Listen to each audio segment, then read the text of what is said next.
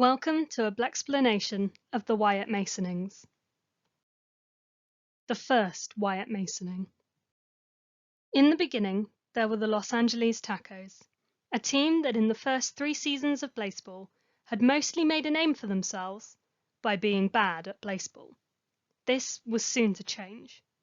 On day 73, the Tacos were part of an event known as the Grand Unslam, a game which happened twice.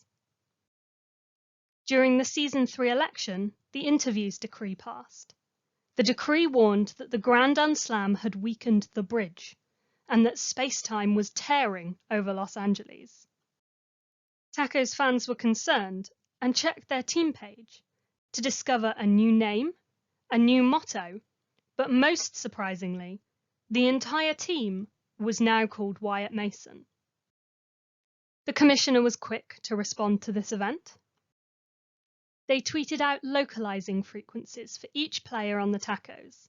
Fans discovered that the first number was how many retweets would be needed to repair the player's first name, and the second number, how many likes were needed to repair their second name. This process was repeated for all of the players.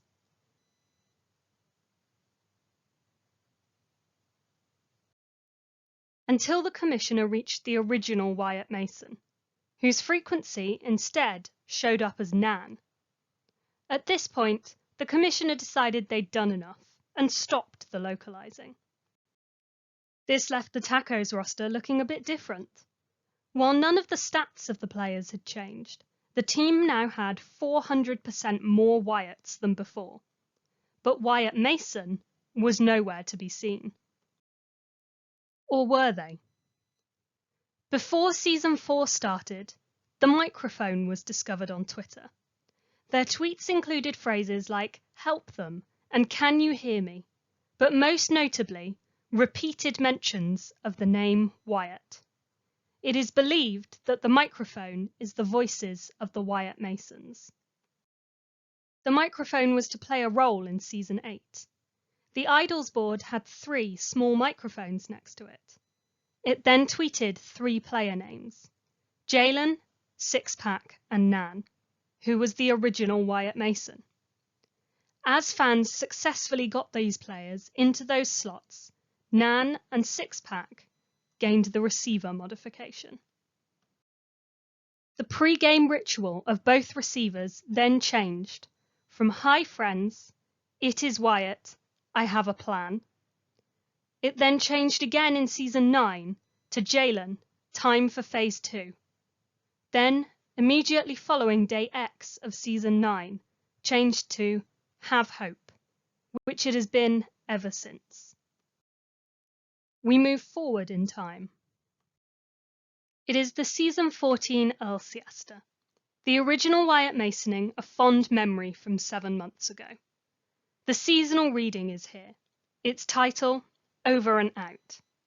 2 players, Moses Mason and Wyatt Quitter, both survivors of the Wyatt Masoning, have been given the receiver modification, which is strange, seeing as the 2 existing receivers haven't done anything special since Season 9.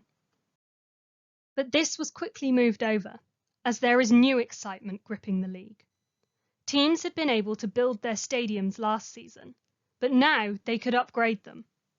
One of the available renovations was psychoacoustics, which came with a surprise extra.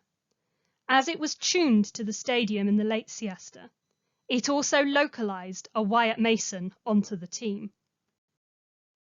All 13 teams who built psychoacoustics now had a Wyatt Mason. The second Wyatt Masoning was upon us, and no longer confined to the Tacos. At this point, the microphone on Twitter changed its description to offline. Each of the Wyatt Masons had the modification Echo, which, as gameplay resumed, was discovered to allow the player to echo modifications from another player. Yet there were more things at play. It turned out that when a Wyatt Mason echoed modifications, the receivers would also echo these modifications. But it didn't end there. When a Wyatt Mason tried to echo another Wyatt Mason, they cancelled each other out, both players becoming static and being removed from the team. As the late siesta continued, fans watched with dismay as the Wyatt Masons turned to static. The plot thickened when it was discovered that if a player with echo and a receiver try to echo each other, the receiver gains the echo modification themselves, which sadly led to Wyatt Quitter becoming the first non-Wyatt Mason to become static. As for the rest of the receivers, Moses Mason was tragically incinerated in season 16, while both Sixpack and Nan have been moved to the shadows, but not before we witness Sixpack Dogwalker echo the shelled modification mid-game, but continue to pitch, making them, and Wyatt Mason 10 from whom they had received the echo, the first players to do anything other than field whilst shelled.